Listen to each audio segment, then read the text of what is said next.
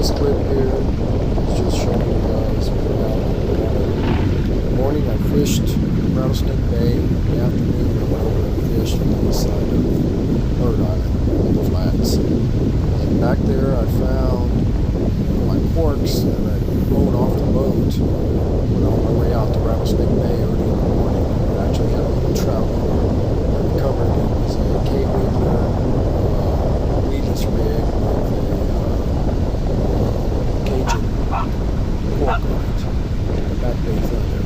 But I came across while I was drifting there was a piece to a dock off of one of those cabins that are in the intercoastal.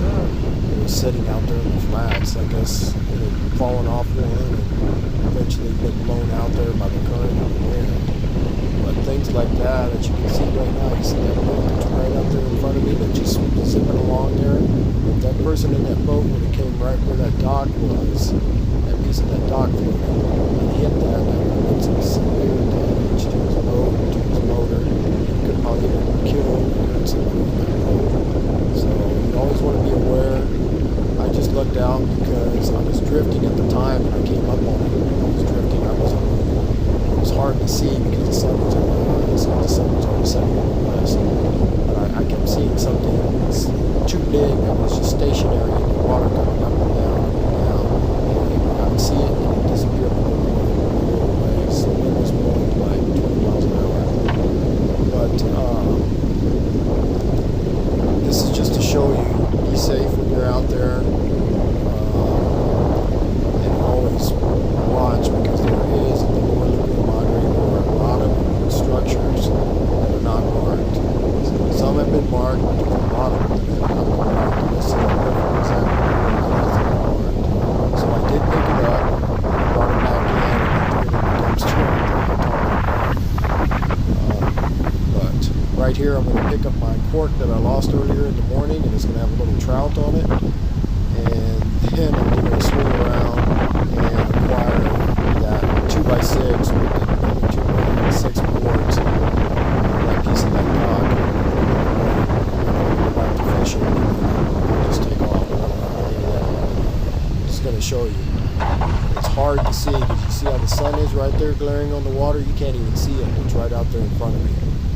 My boat just died on me right there, so I'm going to prime the pump. I think I have some trash up in the filter up in the VCT.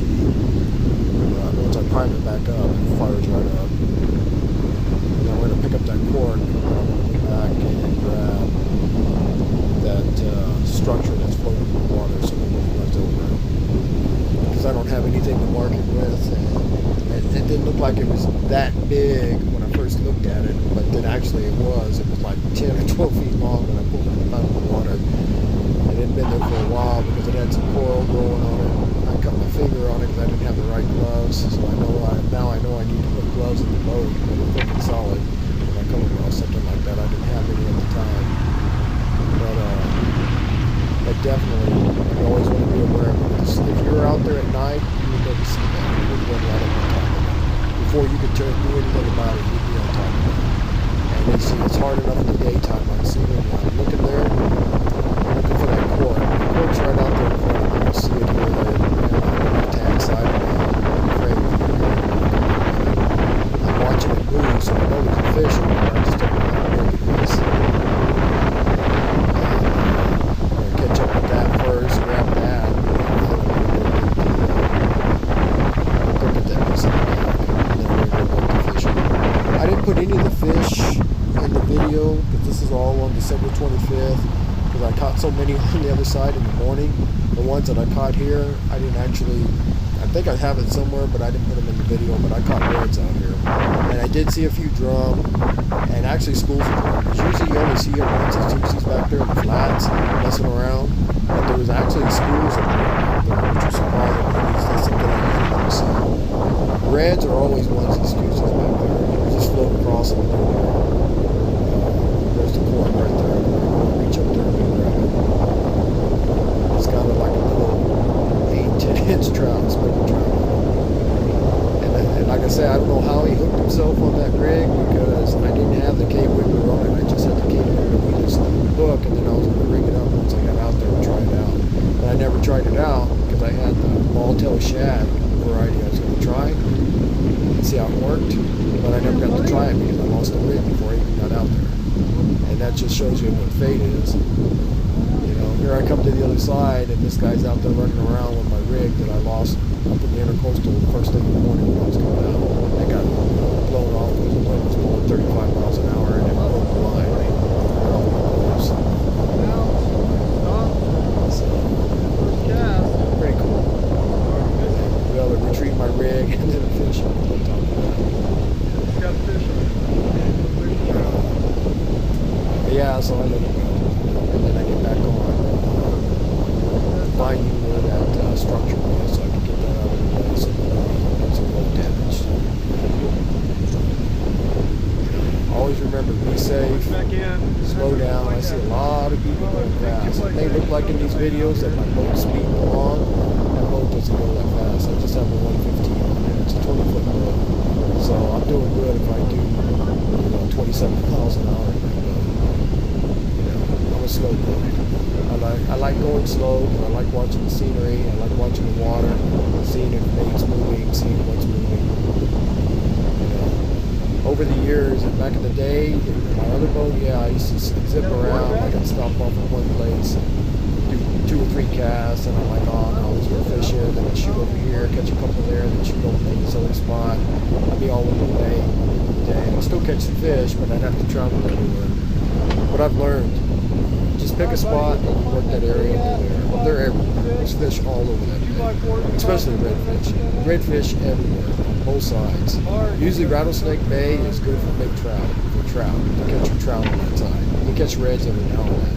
But there's a lot of big reds on that side too, as you can see.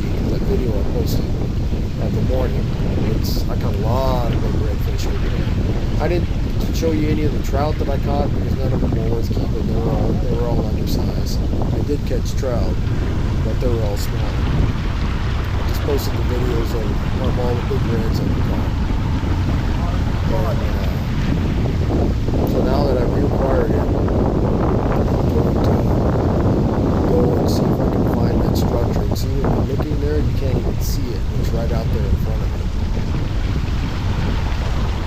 So I'm waiting, because the sun's right in my eyes, and I'm waiting for the waves to push it up above the water again so I can catch a glimpse of it so I can get right on it.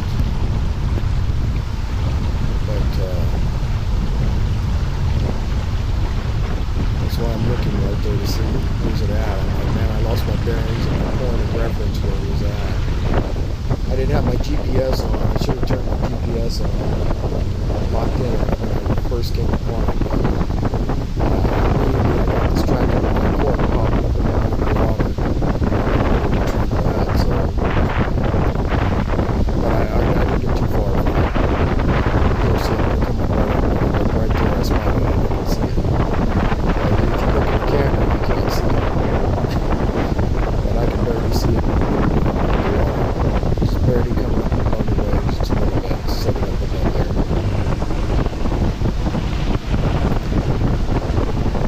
And like I say, it came from one of those abandoned houses, I'm sure, that they've fallen in. There's a couple of them there out there in the coastal. That's what they've fallen into the water. I'm pretty sure that's probably a piece of a dock off of one of those. But like I say, those structures are so hard to see, and then they're basically invisible at night. If they're not marked with a pole or with some type of reflective tape or something there, you wouldn't see it if you were on that one. It would be too late. So whenever I'm out there, I always try to, best practice, don't leave anything behind. If I can bring it in, I'll bring it in. Because there's so much trash out there, it's just crazy. They dump stuff everywhere. And it's just sad. That's the reality. But if we keep if we take the mindset of, see how it's right in front of the boat there it is. And I can't get it at that angle because I didn't realize it had a 12-foot 2x6 stuck to it. So I got to come up around and drift back on it and catch it on the other side of the boat to go out, which is on the starboard side instead of the port side.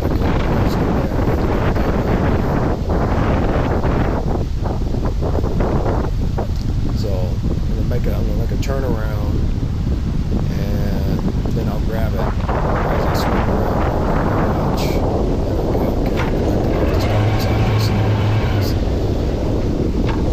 And that'd do some serious damage to a boat, to a motor, and it could seriously injure somebody if they hit it at the right angle and get control from the boat.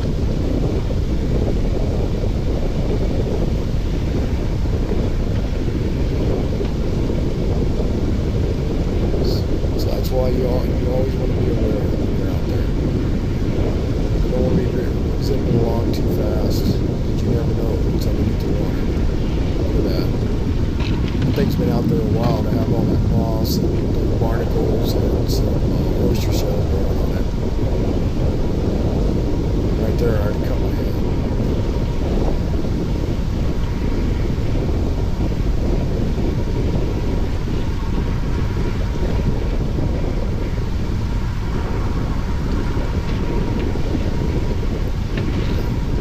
You really don't want to be handling it. I mean, the water's kind of cool at the moment. You really got to watch for bacteria when the water is in the 80s, because they'll really be thriving. When you get any type of cut, you want to definitely get an antibiotic on it as soon as possible, because you can get an infection real fast out there, a staph infection. When the water's warm. Like that day, the water was pretty cool. It was in the 70s, but when it's above 80, a lot of bacteria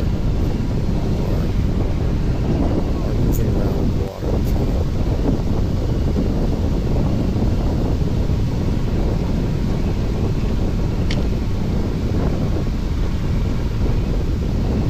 Look how beautiful it is. Lower Laguna Madre. It's beautiful out there. I love going out there. I've been going out there for over 30 years. And it has never ceased to amaze me. The beauty that's out there. That water is clear. I love fishing the grass flats back there for redfish, targeting redfish in the grass flats. I love looking for them, finding where they're sitting, and then working them, make them see if they can get on my line and get them back to the boat. That's a really good area. I've been catching fish out there for many years. Everybody talks about their honey holes and their secret spots. There's nothing secret anywhere out there in the lower Laguna Madre. All you got to do is find you an area and work it, and you're going to catch fish.